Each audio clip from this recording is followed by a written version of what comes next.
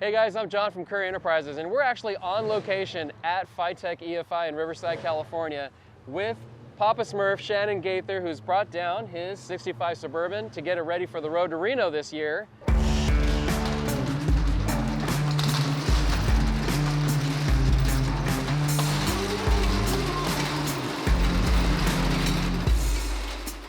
Shannon, dude, this thing is awesome, man. It's one of my favorite cars on Instagram. Tell me a little bit about where did you get this? Where did you start? My father-in-law had it. It was a welding truck. So it was full of gear, fishing poles and welding equipment.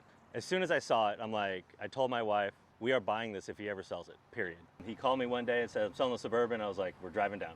Drove down, bought it, I think it was 9-10 years ago now. Drove it home, inline six, 4-speed Muncie, brakes that kind of worked. So as a family project, did you build this, with help from your fam? Yeah. So all my kids helped. It was a family affair, really.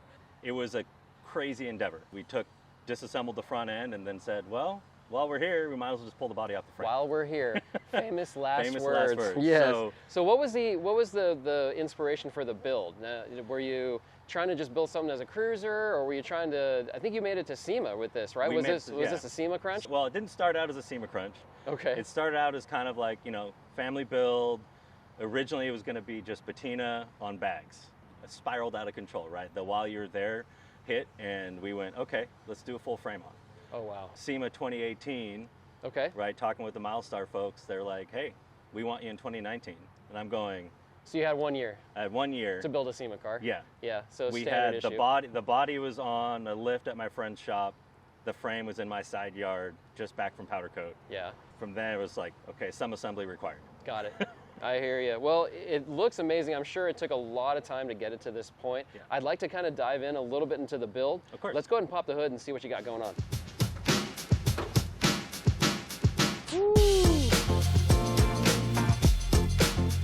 So, not your typical small block or LS build. Correct. This is totally different than what I expected to see.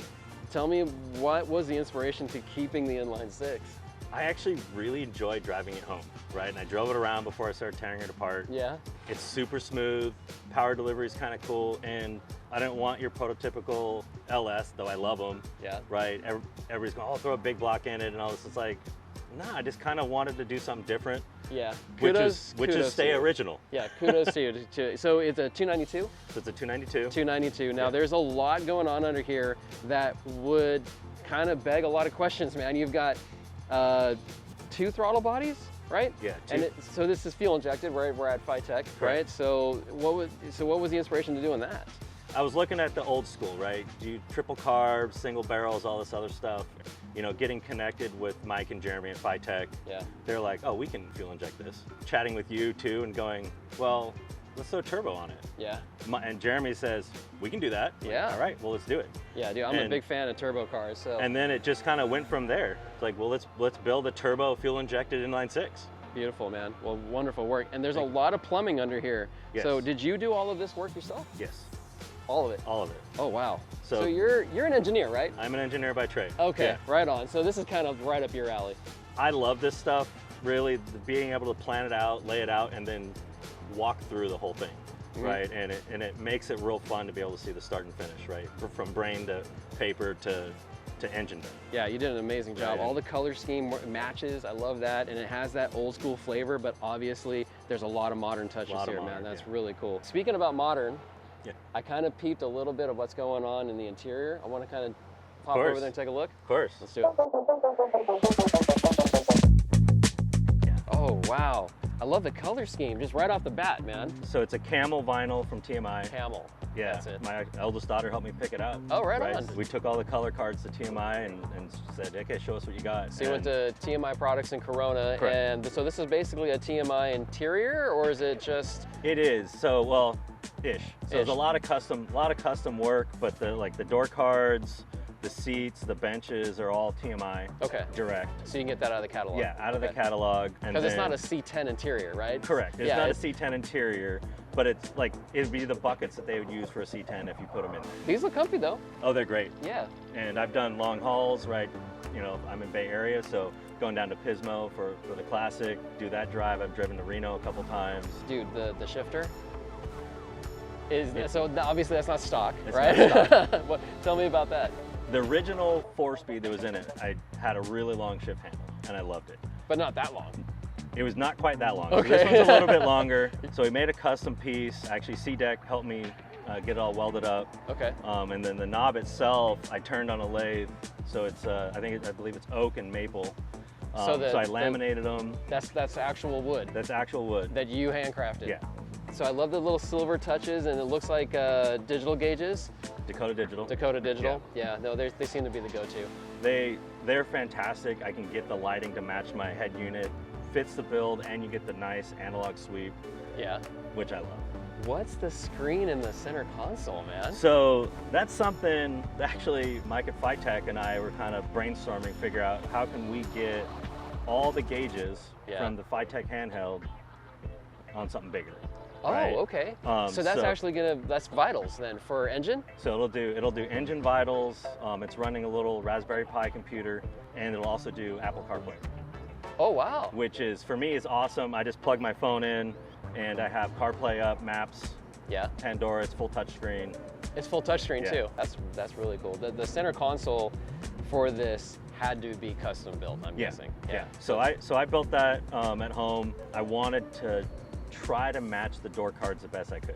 Okay. Right. I loved how the door cards fit. Yeah. And the color contours and the stitching. Front and rear cup holders. Right. It's got rear AC heater vents. Oh, you have rear AC coming out the back? Coming out the back. Oh, so very cool. So it's fully set up. It's got a lot of storage in it, which I love. Be able to put my power windows on there. So you have power windows in this too? Oh, of course. Oh, awesome. Yeah, the classic look mixed with all of the modern technology it never ceases to amaze me, man. Well, it looks super comfortable. I know you got like a lot more room in the back, so your kids probably ride in the back seat. Kids ride in the back with the jumper, which I had to have when I was building this. This is comfortable. Yes. This is really tailgating. It's meant to go and cruise and go to shows and just hang out. Yeah. So your family, you guys go to car shows and hang out? Cars and Coffee. Like if you see us at a Cars and Coffee, kids are always sitting in the back reading, playing games. Yeah, dude, this is nice. Is this custom? So this is custom, stickered up in San Jose. Worked with me on this, came up with a custom design for the top, and Papa Smurf theme. It's got all the vendors that worked with me, all the sponsors that worked with me on the side and on the back. And then you've got the rear-facing seats, so these are the jumper seats. These are the jumpers, yeah. Yeah, and then I noticed there's stuff behind it. What's between the two seats? So between the two seats, my kicker stereo. Oh, so I got 212 S7s, square 12s. Okay. In there, two digital amps. So that's the boom box. Sounds fantastic. It hits. Yeah. Yeah. Well, I'm a bit of a wheel guy, and I want to actually we kind of went over it. I want to check out what your wheel setup is on this. Of course. Check them out. So 20s? 22s. 22s. Man, they are tucking hard on this. American Racing. Yes. Yeah. What design is this? So this is the El Gordo. So I worked with Chris at American Racing. I originally went in for a different wheel. Had to be a smoothie. Yeah. And he's like, hey, we have these new ones. We call them El Gordos, and I just loved them. Right on, dude. They look like they belong on this truck, right? They just look like they, kind of like a reminiscent of something stock, but custom at the same time. I love the color choice. Well, I had to match the top. Okay. And in my head, the whole design was the wheel has to match the top color of the Suburban. Yeah, color scheme. I can tell, like, you definitely have a lot of matchy going on this truck, so good job, man. Thank you. Yeah. So these are Milestar tires. They were my sponsor for SEMA, initial sponsor for SEMA. Oh, gotcha. And they've been amazing. And I've put thousands of miles on these things. I love them. They track great. They ride nice. Well, let's get this heavy pig up on the lift. I want to check out what's going on underneath. Sounds good. All right.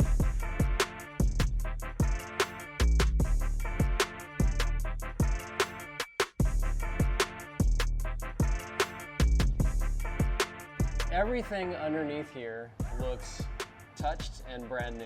Yes. So, this is not 1965 technology. No, and it actually, when I first built it, I started out with the Muncie 4-speed and the 12-bolt. Right? Okay.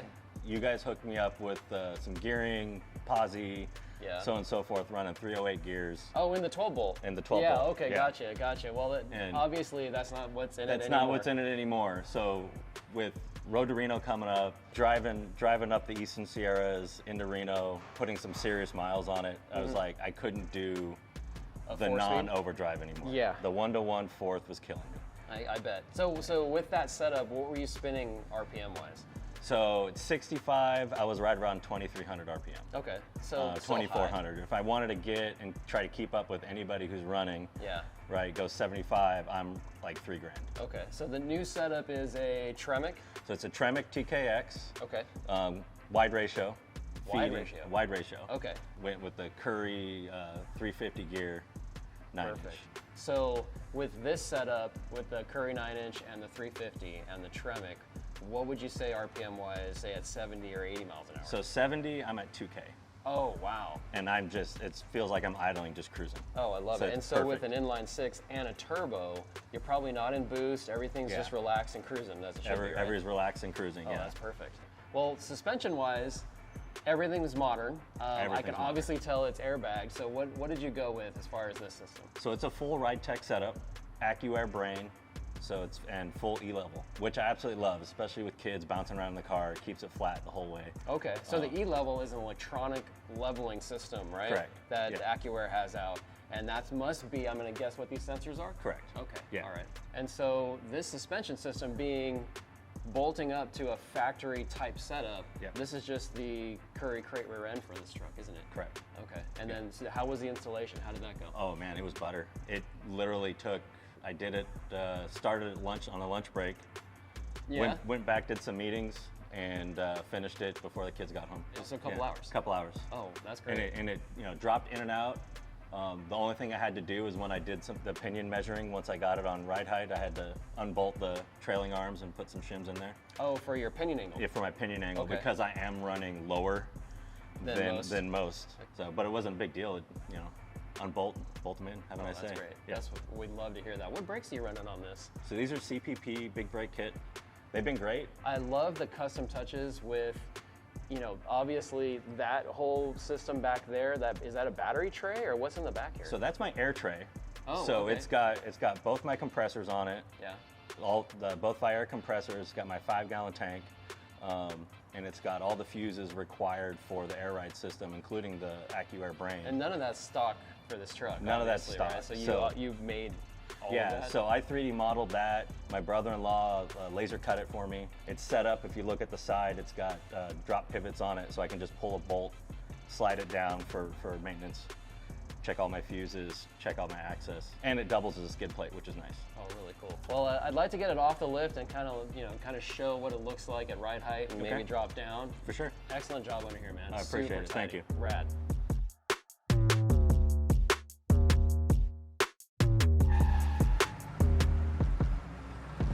So this is how it rolls. This is how it rolls. Dude, this is nice. It even sits a little low for ride height. Yeah. Right on, man. Well, I can't thank you enough for signing up for the road to Reno. Of course, and running I'm excited. Currie.